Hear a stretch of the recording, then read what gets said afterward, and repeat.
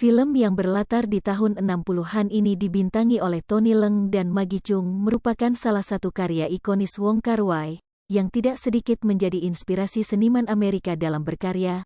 Bahkan Tony Leung dalam film ini juga menjabat sebagai aktor Asia pertama yang menang Best Actor di Festival Film Cannes. Film yang mengisahkan tentang dua orang yang sama-sama sudah berkeluarga, yaitu Mr. Chow dan Mrs. Chan, sama-sama baru pindah ke sebuah apartemen atau lebih tepatnya seperti kamar di mana keduanya menjadi tetangga yang bersebelahan. Banyak persamaan di antara mereka berdua, dari menyukai makanan mie, nonton film dan suka cerita silat, serta sama-sama sering ditinggal pergi pasangannya bekerja keluar kota atau ke luar negeri, sampai pada akhirnya mereka menyadari bahwa pasangan mereka itu berselingkuh. Hal itulah yang akhirnya mendekatkan mereka, di mana awalnya kedekatan itu tercipta karena mereka ingin mengetahui bagaimana perselingkuhan itu terjadi dan mulai berakting layaknya pasangan masing-masing sedang selingkuh. Tapi nampaknya cinta akhirnya mulai tumbuh di antara mereka. Tapi sebelum melanjutkan, silahkan tekan tombol like dan subscribe-nya. Pada malam hari Nyonya Suen kedatangan tamu seorang wanita yang hendak melihat-lihat kamar kontrakan yang akan disewakan olehnya. Wanita itu mengenalkan dirinya sebagai Nyonya Chan, sebut saja namanya adalah Li Zhen. Dia sendirian karena suaminya sedang pergi dinas keluar kota, dan mereka belum dikaruniai seorang anak. Setelah Li Zhen pulang, ada seorang pria bernama Chow yang juga ingin menyewa kamar. Karena kamarnya sudah disewa oleh Li Zhen, Nyonya Suen menawarkan kamar bekas anaknya Tuan Ko yang kosong setelah ditinggal menikah. Chow juga mempunyai seorang istri dan belum juga dikaruniai anak. Istri Chow sering bekerja lembur hingga larut malam dan ia sering juga melakukan perjalanan dinas keluar kota. Mereka pada hari yang sama menepati kamarnya sambil membawa barang-barang. Akibatnya apartemen tempat tinggal Nyonya Suen disesaki para kuli angkut yang membawa barang-barang Chow dan Li Zhen. Di samping itu mereka berdua berprofesi, Chow sebagai seorang jurnalis dan Li Zhen sebagai seorang sekretaris. Hanya beberapa hari suami Li Zhen yaitu Tuan Chan datang. Setelah itu ia pergi lagi selama 2-4 mingguan dan Li Zhen pun sendiri lagi ditinggal suaminya pergi bekerja ke luar negeri. Pada saat Li Zhen pulang kerja, ia malas memasak lantas membeli mie buat makan malam. Ketika di sebuah lorong jalan, ia berpapasan dengan Chow yang lagi ditinggal istrinya kerja lembur. Ia juga akan makan mie di warung yang sama, diiringi senyum saling sapa dan hanya mengucapkan kata sewajarnya saja, mereka berdua pun berlalu. Pada saat Chow sedang bekerja, ia mendapat kabar dari temannya bernama Ah Ping. Ia melihat istri Chow sedang berjalan dengan seorang pria, tapi Chow menganggap bahwa istrinya itu mungkin sedang berjalan dengan teman kerjanya. Pada malam berikutnya, saat Chow sehabis makan mie, mereka ketemu lagi berpapasan di depan lorong jalan lagi-lagi tanpa saling bicara. Ketika hujan datang, Chow hanya diam termangu sambil menikmati sebatang rokok, sedangkan Li Zhen hanya duduk-duduk saja di warung sambil menunggu sambil berharap hujan reda.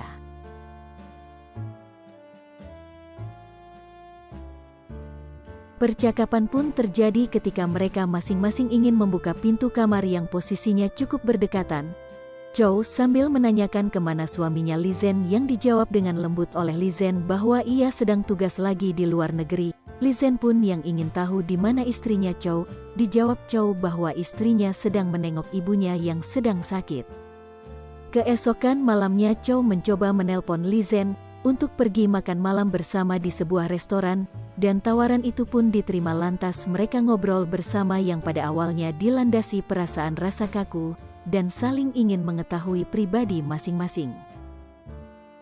Chow mencoba bertanya, ia ingin memberikan hadiah ulang tahun buat istrinya, yaitu sebuah tas yang sama seperti dipakai oleh Li Zhen. Tas itu adalah pemberian suaminya. Li Zhen mencoba bertanya kepada Chow di mana ia membeli dasi yang dipakainya. Karena itu sama persis seperti punya suaminya. Ini adalah pemberian istrinya, jawab Chow. Sebenarnya Chow hanya penasaran dengan tas yang dipakai oleh Li Zhen, karena istrinya sudah punya tas yang sama seperti itu, selidik Chow. Ia pun menyimpulkan bahwa benda itu sama-sama dibelikan pasangan mereka ketika mereka sama-sama tugas di luar kota. Saat pulang menuju ke rumah, sambil berjalan kaki mereka membicarakan tentang pasangannya, apa yang dibuat dan apa yang dilakukan mereka pada saat sekarang ini, tanpa mereka berdua menyadari ini adalah titik awal dari kedekatan mereka berdua. Malam berikutnya mereka makan malam bersama lagi di restoran. Dalam berbicara nampak keduanya sudah mulai akrab. Ketika pulang di dalam taksi, tangan Chow mencoba untuk menggapai jemarinya Li Zhen, tapi itu ditepis halus oleh Li Zhen. Keesokan harinya Li Zhen mendapat surat yang berasal dari suaminya di Jepang. Ternyata surat itu berasal dari istri Chow yang ada di Jepang juga. Li Zhen baru menyadari bahwa Chow berbohong mengenai keberadaan istrinya. Hal itu jadi terbesit rasa curiga terhadap pasangan mereka masing-masing. Waktu malam hari saat Chow ingin membeli mie buat makan malam, mereka bertemu lagi tanpa disengaja atau tidak. Saat itu Li Zhen baru pulang abis nonton film. Chow pun seakan terkejut karena itu kebiasaannya waktu belum menikah. Li Zhen pun menambahkan setelah menikah ia merasa begitu rumitnya hidup ini. Apa yang dulu dilakukan sendiri, setelah menikah harus dilakukan berdua atau harus meminta izin dulu pada pasangannya. Chow tidak ingin ia menduga-duga hanya akan menghabiskan energi untuk memikirkan istrinya saja. Lebih baik ia habiskan waktunya dengan membuat tulisan serial cerita silat yang baru ia selesaikan satu, dan ia berharap Li Zhen mau membantunya sebagai teman diskusi dalam membuat tulisan. Dan ia tidak lupa jua untuk mengucapkan kata terima kasih karena Li Zhen membuatkan ia sirup wijen karena hari itu ia benar-benar menginginkan minuman itu. Hari-hari selanjutnya keduanya pun bertambah akrab sebagai teman diskusi. Tak jarang Li Zhen memberikan masukan dalam membuat cerita silat yang lagi ditulis Chow. Saat mereka sedang lagi mendiskusikan cerita silat di kamar Chow, tiba-tiba saja Nyonya Suen pulang membawa Tuan Ko yang lagi mabuk abis menghadiri pesta. Mereka tidak menyangka Nyonya Suen pulang secepat itu. Li Zhen seperti sedang terperangkap di kamar Chow. Ia tidak berani keluar karena Nyonya Suen bersama teman-temannya meneruskan acara mereka dengan bermain mahjong yang biasanya sampai pagi, dan itu membuat Li Zhen serba salah dan tak enak hati, tapi ia tidak berani keluar dari kamar Chow. Chow pun menyuruh Li Zhen untuk tidur di ranjangnya sedangkan ia melanjutkan tulisan cerita silatnya. Saat pagi datang sambil mengharapkan permainan itu berakhir, ternyata mereka cuma istirahat sebentar. Setelah ada salah satu dari mereka pergi bekerja, dan itu pun digantikan dengan pemain baru. Tak ayal Li Zhen pun seharian lagi tinggal di dalam kamar Chow dan ia tidak bisa pergi bekerja di hari itu. Ketika kesempatan itu ada karena permainan telah berakhir, ia pun dengan bergegas keluar kamar menuju kamarnya. Itu pun sempat diketahui sama pembantu Nyonya Suen yang menyangka Li Zhen sedang pulang bekerja. Karena ia pakai sepatu istri Chow yang nampak kekecilan di kakinya sambil meninggalkan sandalnya di kamar Chow. Seperti biasanya mereka pada malam hari makan malam bersama, tapi malam ini terasa ada sesuatu yang spesial. Li Zhen yang tidak mau menerima pembayaran dari hasil ide pemikirannya dalam menulis cerita silat itu jadi sedikit terheran. Chow pun segera memberitahu bahwa ia mendapat pesanan orderan untuk membuat cerita silat dari temannya, maka akan banyak pekerjaan hingga ia membutuhkan tempat yang baru dan lebih nyaman dalam menulis. Dan ia tidak ingin hubungan mereka berdua yang tidak ada apa-apa ini hanya akan menjadi gunjingan omongan orang-orang saja. Rupanya rencana untuk pindah itu tidak disetujui oleh Li Zhen karena ia menganggap Chow terlalu menghambur-hamburkan uang saja, dan ia tidak mau lagi menjadi teman diskusi sambil berlalu meninggalkan Chow. Entah karena lagi rindu atau apa, karena Chow beberapa hari ini tidak pulang, Li Zhen mencoba menelpon ke kantornya tapi jawaban yang didapat sama yaitu tidak tahu. Karena beberapa hari ini Chow tidak masuk kerja. Saat Li Zhen lagi bekerja ia mendapat telepon yang ditunggu-tunggu agar ia menemui Chow di sebuah apartemen. Li Zhen bergegas menemui Chow selepas pulang kerja. Seperti hari-hari yang dulu mereka menghabiskan waktu dengan berdiskusi dan saling memberikan masukan dalam pembuatan tulisan cerita silat. Dan itu dilakukan di tempat Chow yang baru.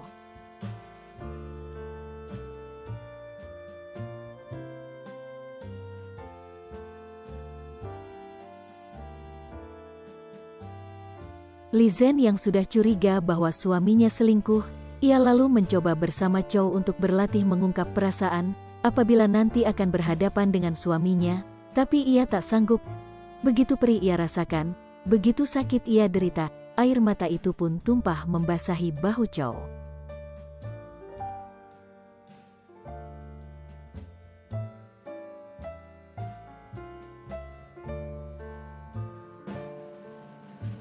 Karena Li Zhen sering keluar malam, rupanya Nyonya Suen memperhatikannya, dan berpesan bila nanti suaminya datang perbuatan itu jangan lagi dilakukan, karena sebagai suami istri harus sering-sering bersama.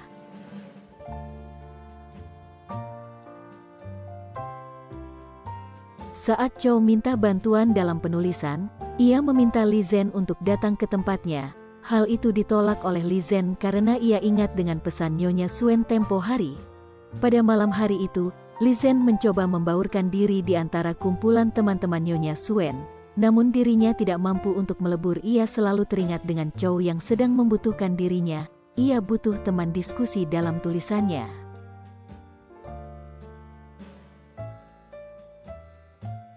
Chow yang berusaha menghubungi Li Zhen, lagi-lagi Li Zhen tidak menanggapinya. Saat Chow pulang kerja, ia mendapati Li Zhen sedang berteduh karena hujan. Chow menawarkan diri untuk pulang bareng bersama dia, dengan payung yang baru dia ambil. Tapi Li Zhen menolak tawaran Chow itu.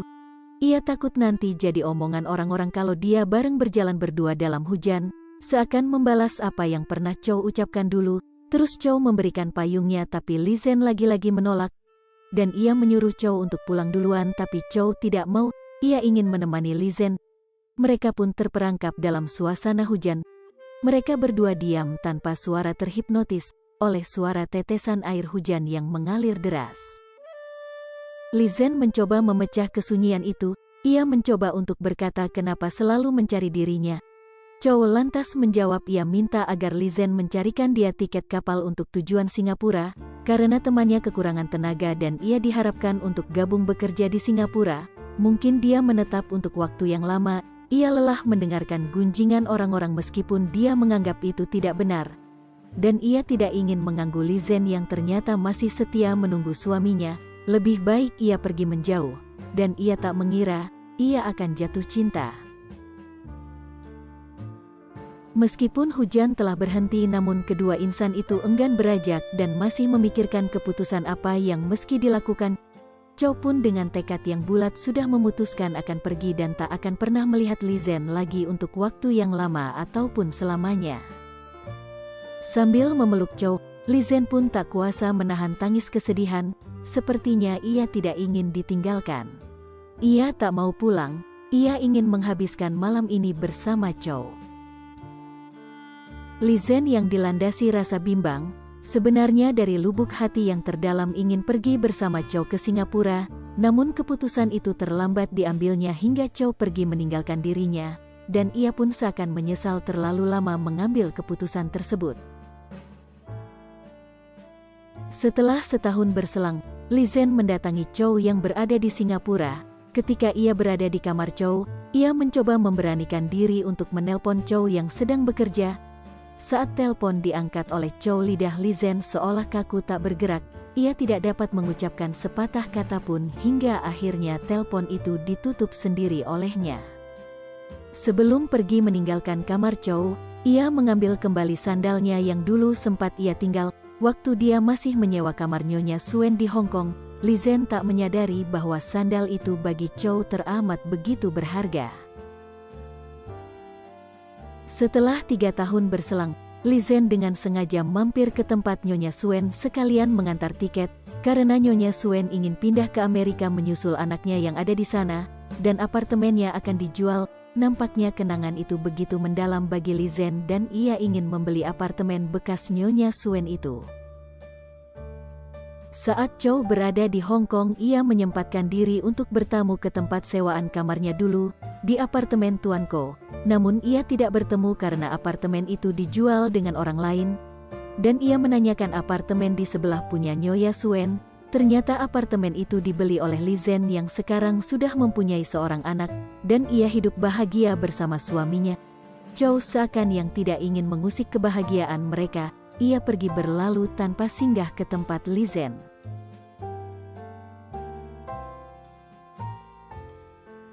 Saat Chow ada di Kamboja karena ada tugas peliputan, ia menyempatkan diri singgah di sebuah kuil. Di masa lalu, jika seseorang punya rahasia dan ia tidak ingin mengungkapkannya, ia lalu membuat lubang dan membisikkan rahasianya pada lubang itu, kemudian menutupnya dengan lumpur, dan meninggalkan rahasia selamanya di situ. Hal itu pernah ia katakan pada temannya Ah Ping, dan sekarang ia lakukan dengan membisikkan lubang di dinding kuil. Ia pun menceritakan semua rahasia dirinya di lubang itu. Dia teringat tahun-tahun yang telah berlalu dan memudar, seperti pikiran yang dilihat melalui kaca yang berdebu. Masa lalu adalah sesuatu yang bisa ia lihat namun tak bisa disentuh, dan semua yang ia lihat itu adalah buram dan kabur.